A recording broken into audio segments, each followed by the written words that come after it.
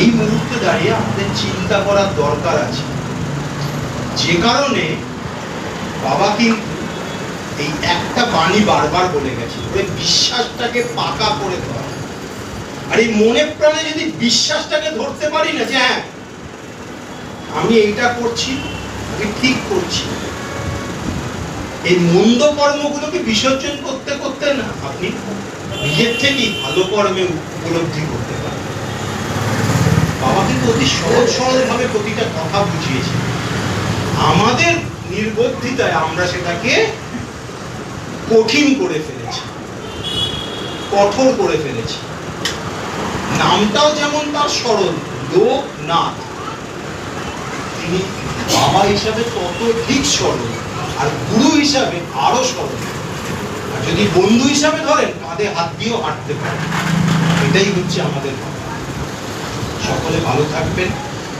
আগামী 12ই অক্টোবর আমাদের মন্দিরে রোববার বিজয়া সম্মেলনী, লোকনাথ সেবা প্রতিষ্ঠানের পরিচালনায় বিজয়া সম্মেলনী। সকলে আসবেন। সন্ধ্যা 5টার থেকে আমরা শুরু করব এবং মায়েদের মধ্যে সিঁদুর খেলা এবং আমাদের যারা পুরুষ ভক্ত আছে আমাদের মধ্যে আলিঙ্গনবদ্ধ হওয়া। প্রতিটি মা মাতৃদেবী নিজেদের মধ্যে সিঁদুর খেলবেন, সিঁদুর দান করবেন। এই আসরে সকলে আসবেন এবং সকলে নিজেদের পরিবারের সকলকে নিয়ে আসবেন। এই মন্দিরে সেদিন বিজয়া সম্মেলনীর মাধ্যমে আমরা বাবার এক অনন্য উপলব্ধি করতে পারব, এটাই সকলের কাছে আবেদন। এবং আরো একটি বার্তা যে 8ই নভেম্বর আমাদের কার্তিক ব্রত অনুষ্ঠিত হবে এই মন্দিরে। 8ই নভেম্বর 22শে কার্তিক শনিবার আমাদের এখানে কার্তিক ব্রত অনুষ্ঠিত হবে।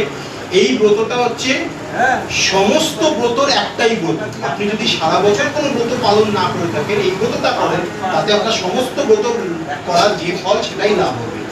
মন্দিরের সম্পদদা আমাদের প্রফেসর গোপাল বাবু, সুকুমার দা বা বাপ্পা দা, কারোর সঙ্গে যোগাযোগ করুন। কিভাবে এতে অংশগ্রহণ করবেন সমস্ত তারা বলে দেবেন।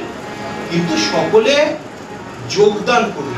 আপনাদের কাছে এটাই নিবেদন, এই কার্তিক ব্রত মহাব্রততে, কারণ কার্তিক মাস হচ্ছে দেবদেবীর মাস, তো এই দেবদেবীর মাসের ব্রততে সবাই যোগদান করুন, এটাই নিবেদন সকলের কাছে।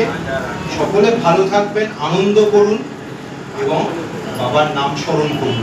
জয় বাবা লোকনাথ, জয় মা লোকনাথ, জয় গুরু লোকনাথ, জয় ব্রহ্ম লোকনাথ, জয় শিব লোকনাথ, জয় জয় লোকনাথ।